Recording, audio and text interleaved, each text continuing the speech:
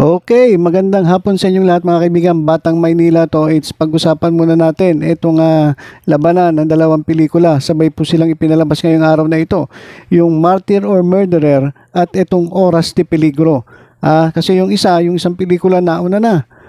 Nauna nang nagka-problema. Actually, sa totoo lang, mahirap tanggapin. Pero wala eh. Hindi po talaga tumabo sa takilya yung unang pelikula, yung Ako si Ninoy, na balak dapat nilang itapat dito sa Martyr or Murderer pero hindi po natapat. Ang nakatapat po ng MOM ay ito pong Oras de Peligro. At base dito sa mga nababasa ko mga kaibigan, mukhang itong Oras de Peligro ay namimiligro mga kaibigan. Mukhang sana naman hindi magkaparehas yung kahihinatnan nitong Oras de Peligro sa sinapit nung Ako si Ninoy.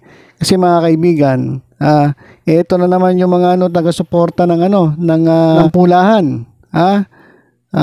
Nagpo-post po sila sa Facebook at pinapakita nila yung mga sinihan. Ibig sabihin nanonood sila.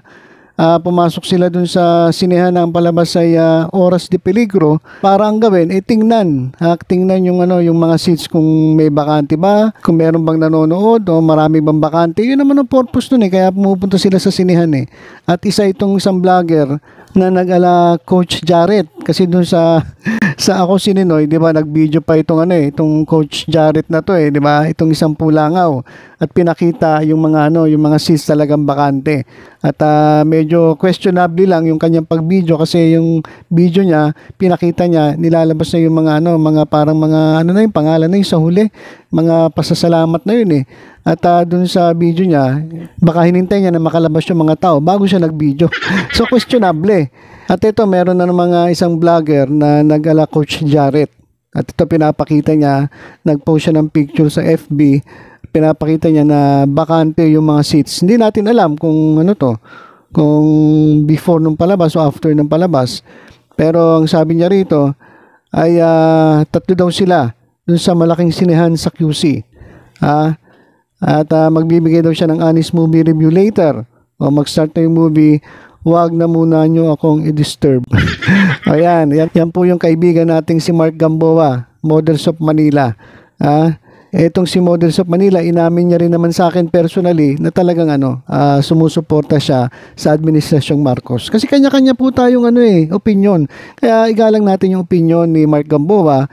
At the same time, ginagalang niya rin yung opinion ko. Diba? Ganun po yung maganda para wala pong sama ng loob, diba? Kanya-kanya tayong posisyon kanya-kanya tayong opinion, kanya-kanya tayong pananaw.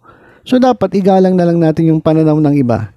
So, yan, nag-post si Mark Gamboa ng picture diyan sa sinehan sa QC. So, kung mapapansin po natin yung picture, talagang namimiligro. Etong Oras de Peligro mga kaibigan. At meron din nag-post nag-post naman nandun siya sa Makati, sa Ayala Mall, Makati, Glorieta 4. Oras de Peligro na tumapat sa Martyr or Murderer. Namimiligro nga ba? Yeah.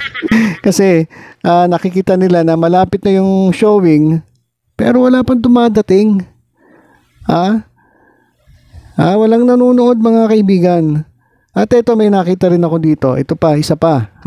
Sabi niya, grabe itong mga kakampwets. Kakampwets talaga. Consistent ang results nila. SM Baguio Cinema 3. Isa na namang dilaw na direktor na inidoro ang fake pelikula niyang Oras de Peligro. Mas maraming echas sa inidoro kaysa mga nanonood. Grabe naman. TRO for mom. Ayan, karma just beat you. So kasi nabalitaan ko rin yon. Meron daw kumakalat na meron daw naglalakad na mabigyan ng temporary restraining order. Etong Martyr or Murderer. Alam niyo, para sa akin, ako dapat di na ganun wala nang ganun no? Kasi pelikula lang naman yan diba? Ba't kailangan mo pang bigyan ng temporary restraining order? Kung ayaw mo panoorin, di wag mo na lang panoorin. Pero hayaan natin yung iba na gustong manood. Malay nyo gusto nila manood. 'Di ba? Wag nang ganun. Dapat lumaban tayo ng patas, 'di ba? Ayan, tuloy ngayon, naging ano pa yan, naging butas pa yan. Nag-ano kayo, gusto nyo nga temporary restraining order. Yan, kinakarma tuloy kayo. Walang nanonood dun sa pelikula ninyo. Ayan, pinakita niya, itong sa SM Cinema, SM Baguio, Cinema 3. Ayan, kung makikita po ninyo dito yung sold, ilang piraso, 1, 2, 3, 4, 5, 6, 7, 8, 9, 10, 11, 12. 12 out of ilan to? Ang dami na ito. 100.